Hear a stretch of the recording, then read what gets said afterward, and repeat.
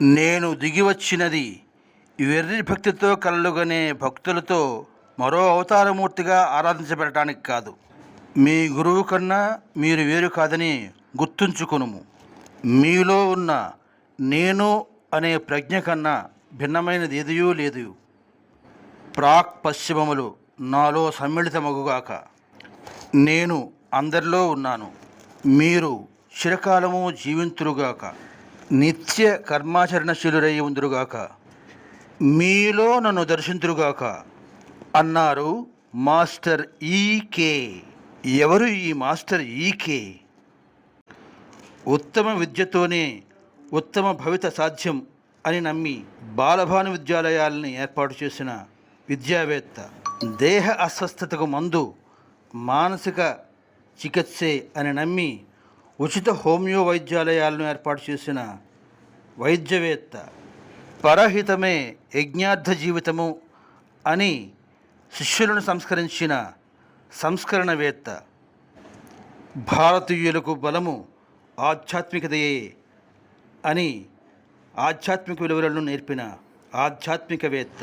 వారే శ్రీ ఎక్కిరాల కృష్ణమాచార్యుల వారు, son of Anantacharyulu Buchamma దంపతి.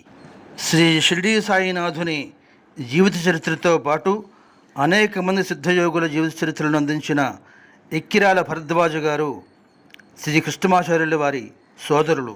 కృష్ణమాచార్యుల వారి 5 ఏళ్ల ప్రాయంలో జరిగిన ఓ సంఘటన. విగ్రహారాధనకు వ్యతిరేకులైన వారు అనంతాచార్యుల వారిని సందర్శించారు. వారికి ఊరంతా చూపించమని తండ్రి తనయుడిని ఆదేశించారు.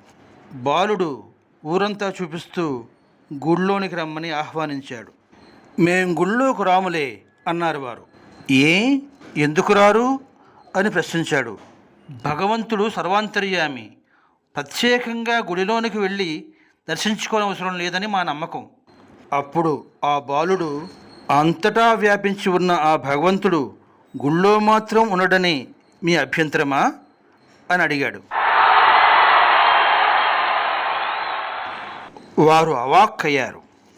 మనందరికీ సుపరిచితమైన 1000 పడగల విశ్వనాథ సత్యనారాయణ వారు అనంతాచార్యుల వారికి మిత్రుడు. ఓసారి ఈకే గారు ఋతుగానం అనే పేరుతో కవిత విశ్వనాథ వారికి చూపించారు. అందులో ఋతువర్ణన, కవితాధార విశ్వనాథ వారిని ఎంతో అలరించాయి. మీ కృష్ణుడు కారణజన్ముడయ్యా, వారిలో వర్చస్సు కనిపిస్తున్నది, వాని కృషి బహుముఖంగా సాగుతుంది అన్నారు.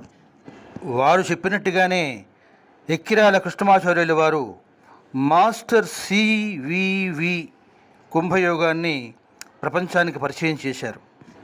ప్రాక్ పశ్చిమాలకు వారధిగా వ్యవహరించారు. ఆ బాధ్యతలను మాస్టర్ కె పార్వతీకుమార్ గారికి అందించారు. ఒక మహాత్ముడి గురించి మరో మహాత్ముడే ఖచ్చితంగా చెప్పగలరు. దానికి నిదర్శనం మన మాస్టర్ గారు గ్రంథం. మాస్టర్ పార్వతీకుమార్ గారు రాసిన ఈ గ్రంథంలో ఓ ఆధ్యాత్మిక పరిమళం పరిచయం అవుతుంది. మాస్టర్ సివివి గారి భృక్తరహిత తారక రాజయోగాన్ని ప్రపంచానికి పరిచయం చేసి ప్రతి ఏటా గురు పూజలు జనవరిలో నిర్వహిస్తూ అనేక మంది సాధకులకు దారి చూపిస్తున్న ఆధ్యాత్మిక దివ్య కాంతి మన మాస్టర్ ఈకే గారు. విశాఖపట్నం సాగర్ తీరంలో ప్రతి సూర్యోదయ వేళ ఆ కాంతి కిరణాలలో దివ్యంగా మెరిసే వర్చస్సుతో మాస్టర్ ఈకే సుందర ఉద్యానవనంలో కనిపిస్తారు మాస్టర్ ఈకే గారు. అక్కడి సందర్శకులకు ఇలా ఆశంసనం కనిపిస్తుంది, వినిపిస్తుంది. నాలోన గల వెలుగు నా పరిశ్రమల వారి రూపమున గన్బట్టుగాక. నా ఉచ్చరించడి నాదము ఆ వెలుగుగా వినిపించి కనిపించి వెలయుగాక. నాలోన వెలుపల నేలు శబ్దంబులు ప్రేమగా సాక్షాత్కరించుగాక. మా కంఠ శబ్దాల చీకట్లు వెలుగుగా కరిగించి అది మమ్ము కలుపుగాక.